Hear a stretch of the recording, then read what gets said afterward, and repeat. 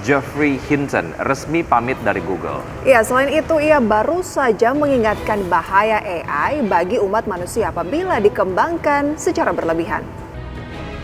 Namun perkembangan pesat AI ditakutkan akan menjadi ancaman bagi pekerjaan manusia karena memiliki keunggulan dalam melakukan pekerjaan yang repetitif dan tidak membutuhkan proses berpikir kreatif. Subsequently learned is it may have come from the former president or his legal team acting in bad faith. This is a deepfake example of what is possible with powerful computer and editing. It took around 72 hours to create this example from scratch using extremely...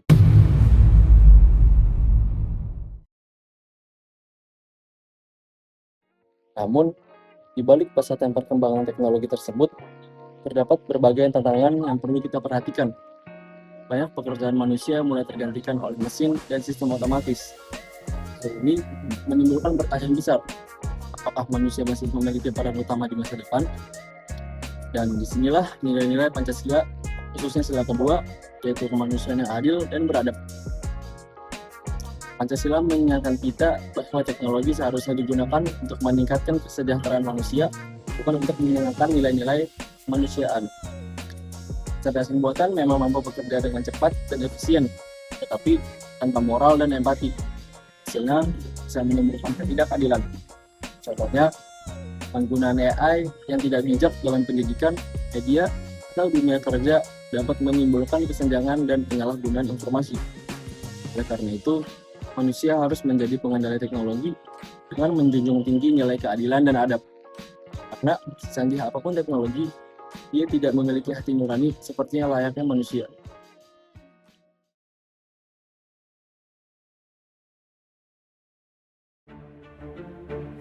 Kita hidup di era disrupsi, ketika kecerdasan buatan, media sosial, dan arus informasi berkembang tanpa batas. Namun, di tengah kemajuan itu, muncul pula tantangan baru seperti penyebaran hoaks, hilangnya empati di ruang digital, dan ketimpangan akibat teknologi. Disinilah nilai-nilai Pancasila menjadi pedoman moral bagi bangsa Indonesia. Nilai ketuhanan mengingatkan kita untuk menggunakan teknologi dengan tanggung jawab. Nilai kemanusiaan menuntun kita agar tetap menghargai sesama di ruang digital. Nilai persatuan menegaskan bahwa dunia maya tidak boleh memecah belah bangsa. Nilai kerakyatan memastikan agar suara manusia tidak tenggelam oleh algoritma. Dan terakhir, nilai keadilan sosial menegaskan bahwa kemajuan harus dirasakan oleh seluruh rakyat, bukan hanya sebagian kecil. Fenomena penyebaran berita palsu dan penggunaan AI tanpa etika menjadi contoh nyata betapa pentingnya nilai-nilai Pancasila diterapkan dalam kehidupan modern. Mari kita jadikan Pancasila bukan sekedar dasar negara, tetapi juga pedoman sikap di tengah derasnya arus perubahan zaman.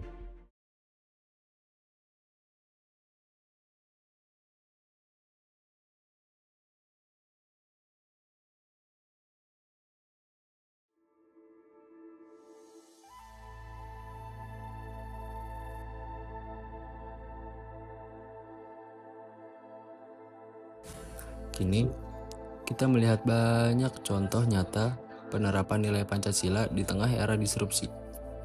Gerakan literasi digital tumbuh, masyarakat makin sadar bahaya hoaks, dan dunia pendidikan mulai menanamkan etika berteknologi sejak dini.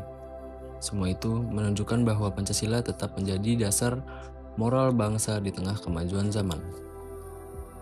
Mari jadikan setiap langkah kita di dunia digital sebagai wujud pengamalan nilai-nilai Pancasila, menggunakan teknologi dengan tanggung jawab, menjaga persatuan di ruang maya, dan memastikan kemajuan dirasakan oleh semua.